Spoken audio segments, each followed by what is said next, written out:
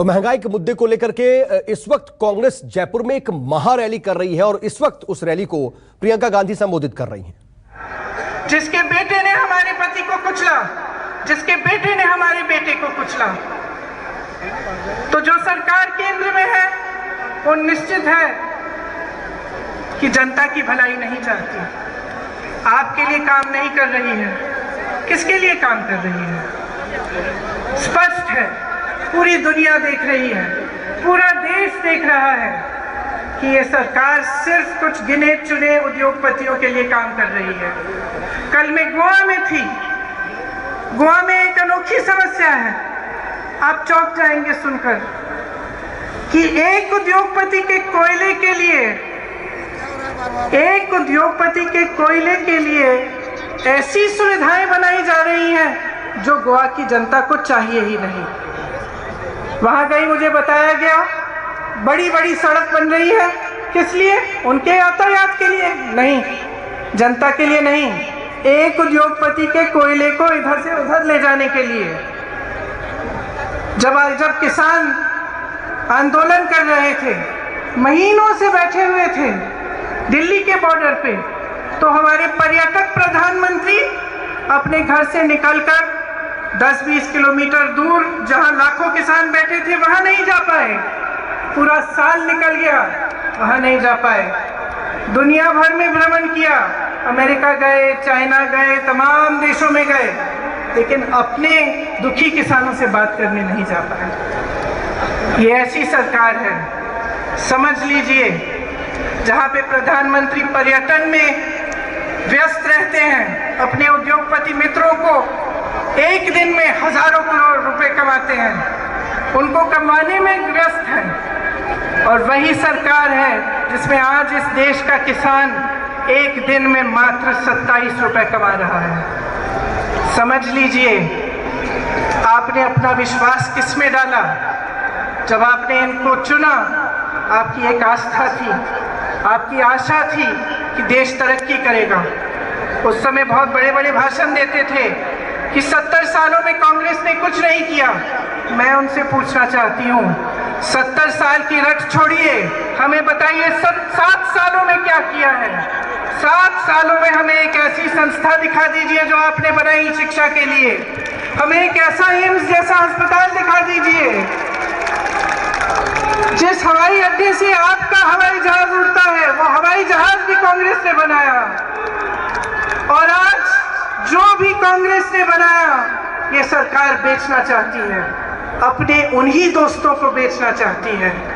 तो देख लीजिए, समझ लीजिए, मैं लंबी चौड़ी बात नहीं करना चाहती, सीधी बात कहना चाहती हूँ, इनकी नीयत क्या है। राजस्थान में एक ऐसी सरकार है जिसकी नीयत सही है, इसीलिए कोरोना आता है, आपकी मदद होती है, आपको मुफ्त इलाज, 5 लाख रुपए का मुफ्त इलाज मिलता है, 1 लाख रोजगार मिलते हैं, क्योंकि सरकार की नीयत सही है।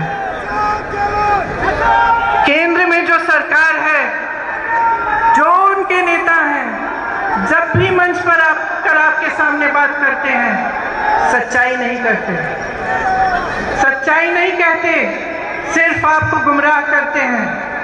और इसमें मेरी आपसे बहुत बड़ी शिकायत है कि जब जब चुनाव आता है तो आप जवाबदेही नहीं मांगते।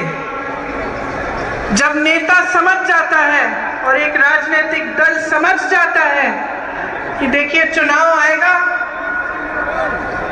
मैं ऐसी बातें करूंगा जिससे जनता गुमराह हो जाएगी, जातिवाद की बात, सांप्रदायिकता की बात, ताकि जनता मेरे से विकास के बारे में पूछेगी ही नहीं।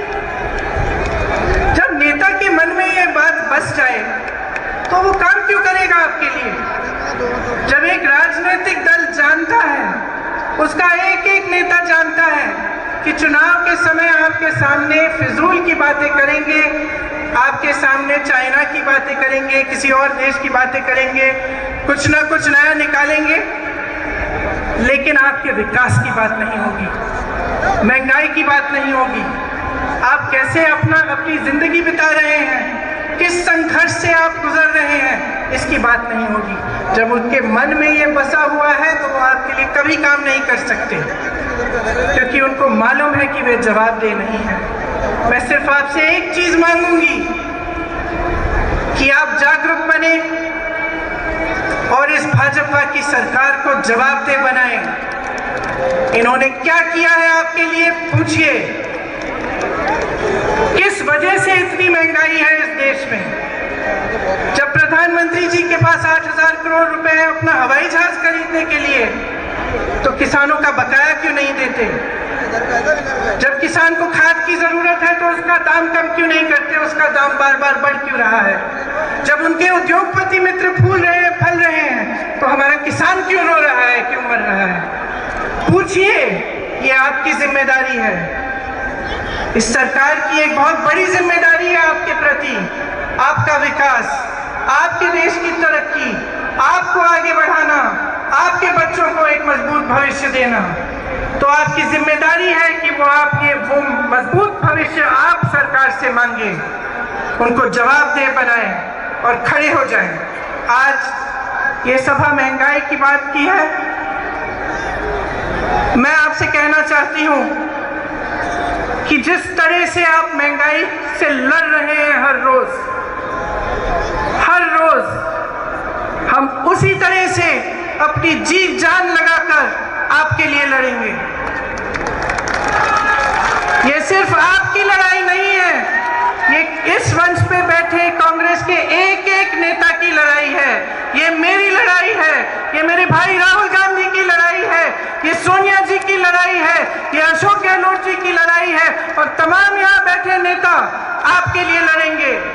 इस देश से महंगाई हटानी है और इस प्रयास में आप सबको हमारे साथ लड़ना पड़ेगा।